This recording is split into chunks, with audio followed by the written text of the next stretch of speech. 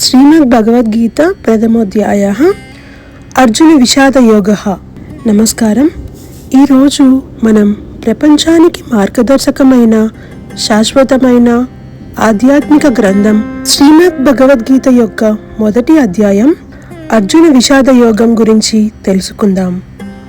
భగవద్గీత అనేది కేవలం ఒక ధార్మిక గ్రంథం మాత్రమే కాదు, జీవితంలో ఎదురయ్యే సందేహాలకు, ధర్మ సంకటాలకు, బాధలకు మరియు కర్తవ్యానికి దారి చూపే దివ్య జ్ఞాన సాగరం. అయితే ఆలస్యం చేయకుండా శ్రీమద్భగవద్గీత ప్రథమోధ్యాయః అర్జున విషాద యోగంలోకి ప్రవేశిద్దాం. ధృతరాష్ట్రువాచ. ధృతరాష్ట్రుడు అడిగిన ఈ ప్రశ్నతోనే ప్రపంచ ప్రసిద్ధ ఆధ్యాత్మిక గ్రంథమైన శ్రీమద్భగవద్గీత ప్రారంభమవుతుంది. హస్తినాపుర రాజైన ధృతరాష్ట్రుడు జన్మతః అంధుడు. అందువల్ల కురుక్షేత్ర యుద్ధభూమిలో జరుగుతున్న దృశ్యాలను తన కళ్ళతో చూడలేడు.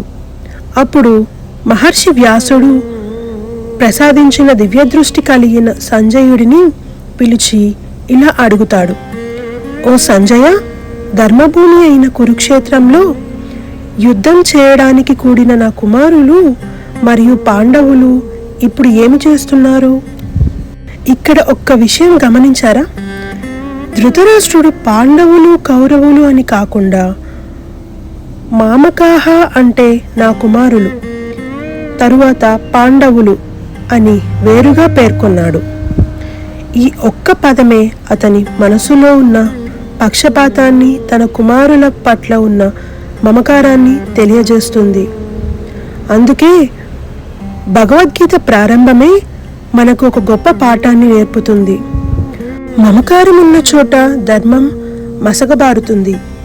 ఇదే ప్రశ్నకు సమాధానం చెబుతూ సంజయుడు కురుక్షేత్ర యుద్ధ భూమిలో జరుగుతున్న ప్రతి సంఘటనను ధృతరాష్ట్రుడికి వివరించడం ప్రారంభిస్తాడు. ఈరోజు మనం శ్రీమద్ భగవద్గీత ప్రథమోధ్యాయంలోని మొదటి శ్లోకం గురించి తెలుసుకున్నాం.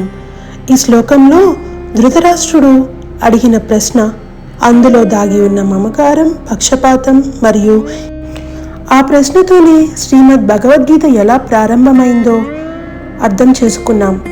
భగవద్గీత ప్రారంభ శ్లోకమే మనకు ఒక గొప్ప సందేశాన్ని ఇస్తుంది.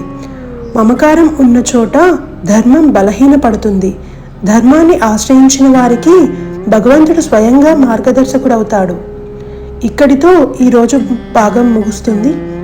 తదుపరి వీడియోలో ప్రథమోధ్యాయంలోని 2వ శ్లోకం నుండి 11వ శ్లోకం వరకు సంజయుడు కురుక్షేత్ర యుద్ధభూమిలో ఏమి చేశాడు, పాండవులు సైన్యాన్ని చూసిన దుర్యోధనుడు తన గురువైన ద్రోణాచార్యునితో ఏమి మాట్లాడాడు అనే విషయాలను విశదంగా తెలుసుకుందాం. ఈ వీడియో మీకు నచ్చితే ఒక లైక్ చేయండి, మీ కుటుంబ సభ్యులు, స్నేహితులతో షేర్ చేయండి.